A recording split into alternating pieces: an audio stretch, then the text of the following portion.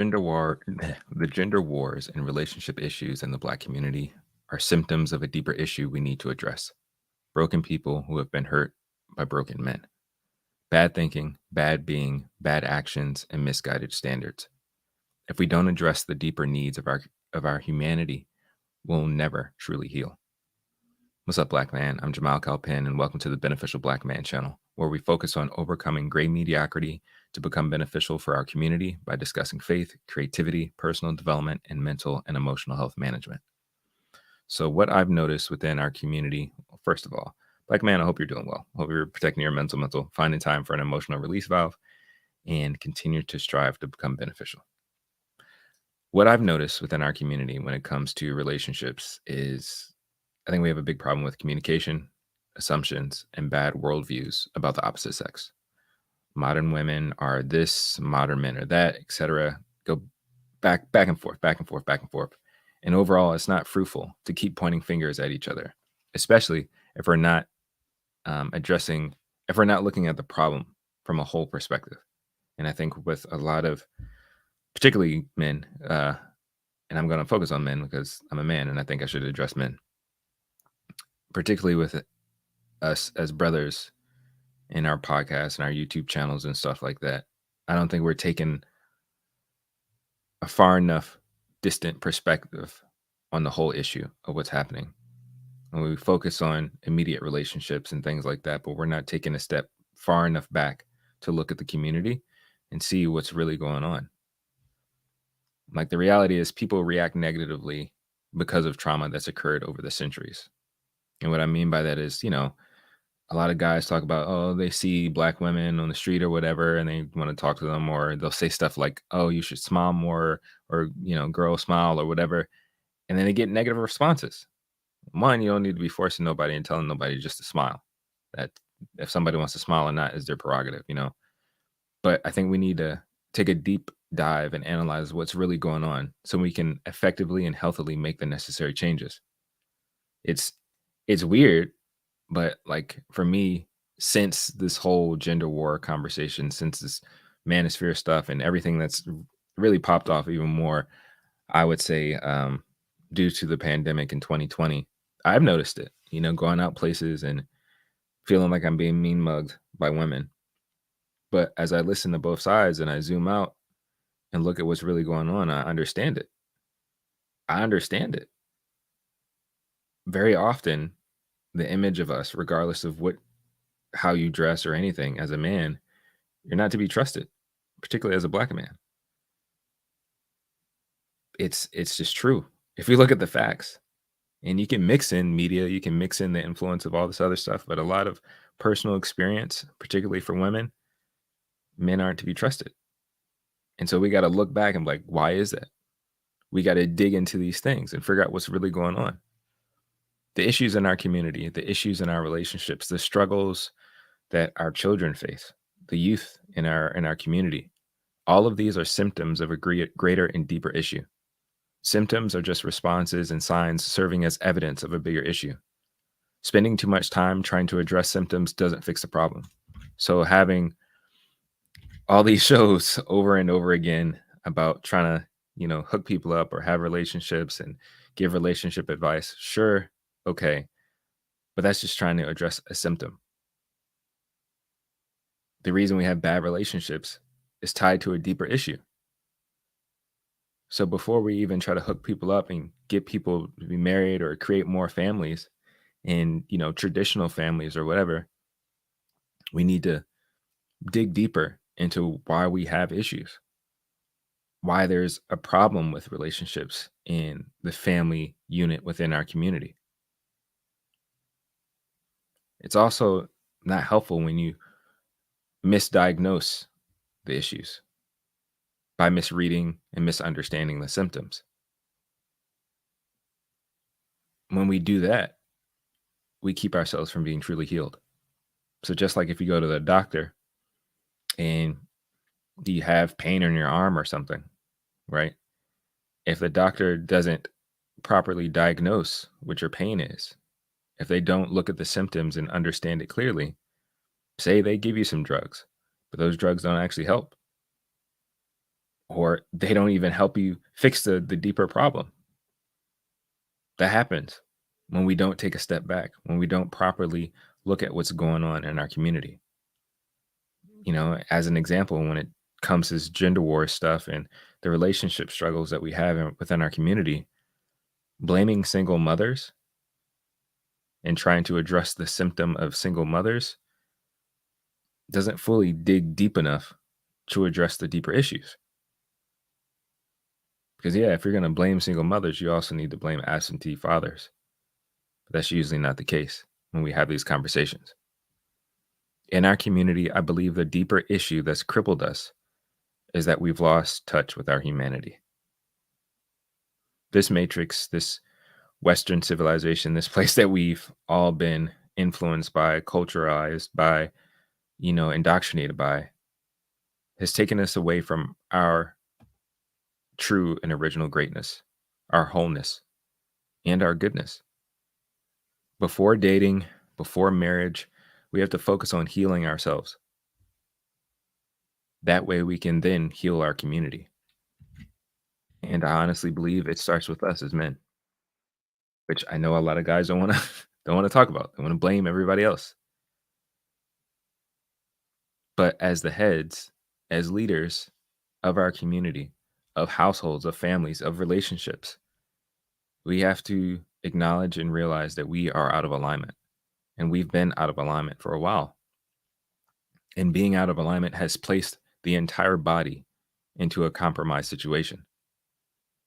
And we have to do the work to get in alignment with our divine selves, with our best selves, with our most beneficial selves, so that we can start healing the whole. Again, if the head is leading you somewhere that continues to make you sick or keeps you in a situation where you can't heal properly or even rest properly or address issues in an effective way, you can't get any better. If you keep thinking that I have pains in my body, I'm starting to see marks on my body, I got growths and stuff, but your mind, your thoughts, your beliefs say, "Oh, don't even worry about it." Or say it must be dealing with something else, and you never take yourself to the doctor, you'll get sicker. And you get to a place where you might even actually pass away. And as leaders in our community, we're held responsible for that. If we think the Black community is broken and not healthy and not in a good place, it's because of the male leadership that has existed currently and before us. And if we're striving to be beneficial men, we have to take responsibility for that. And we also have to make an effort to take and make a good audit of what's really going on in our community so that we can get better. And I honestly believe for us to do that, hey there, how you doing? For us to honestly do that, I think there are 3 simple things that we should do. I say simple because they're not necessarily easy, but we got to do them. I think the first thing we need to do is acknowledge our humanity and divinity, especially as men. And, I say that when I say divinity, I mean that we are created in the image of God, that the Most High uniquely designed us to be here to represent Him and to live for His glory and for the good of other people. And we have to acknowledge that about ourselves and also acknowledge that and respect that in other people, other men, and also women. And I think for some guys, they may want to appreciate themselves, but still disrespect women, not see them as equals, not see them as they are also made in the image of the Most High. So first, we got to start changing our perspective about how we see ourselves and how we see our sisters, how we see those in our community. I think the next thing we need to do is tap back into who the Most High has created us to be. And I think a big way that we do that is that we have to get healed of the deeper issues that we have in our own personal lives. And the way to do that is to get therapy. We got to do that work. We've all experienced various levels of trauma, various levels of pain and hurt. We've believed lies that have caused us to look at ourselves in a negative way or look at others in a negative way. And so we got to do that work.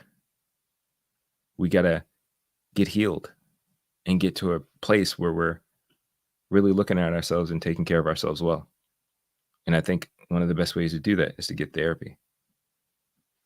And I would say the last thing is we need to reject any and everything that paints you and our people as less than image bearers, deserving of respect, honor, and freedom.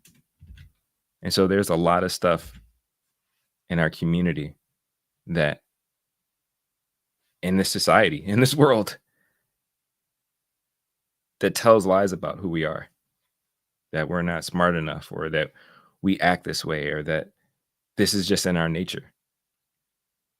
And I think we have to combat those things.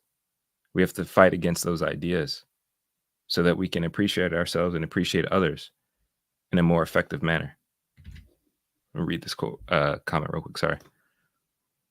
Altruistic narcissism. What's up, man? Thank you. I appreciate. I don't even know. You might be a lady. I don't know. But thank you for showing up. You consistently show up on my stream, so I appreciate it. I don't think we can fully put it all on Black men. There's a lot of systemic issues that pits both sides against each other. That's more of a snowball effect. I hear what you're saying. I think what I would say in response to that is I think as men, even though there are systemic issues, I think as our roles as leaders and servant leaders and protectors of our community, we are responsible for identifying those things and leading our community in how to navigate or fight against those systemic things to the best of our ability. Because yeah, we do. Our community exists within a system that has been using us and exploiting our people for a very, very long time. And I think as men, we need to be vigilant of those things, be aware of those things, and figure out, okay, if this is what the system is doing, what can we do to fight against it? What can we do to protect ourselves from it? What can we do to subvert it or navigate it or slip out of it? Like I think about boxing, if you're slipping past a punch, what is we as leaders, what can we do to make sure that our brothers, that our sisters, that our children, that our elderly are in a good place? We can figure out ways, and I think we are responsible for knowing how to navigate a system that isn't even for us.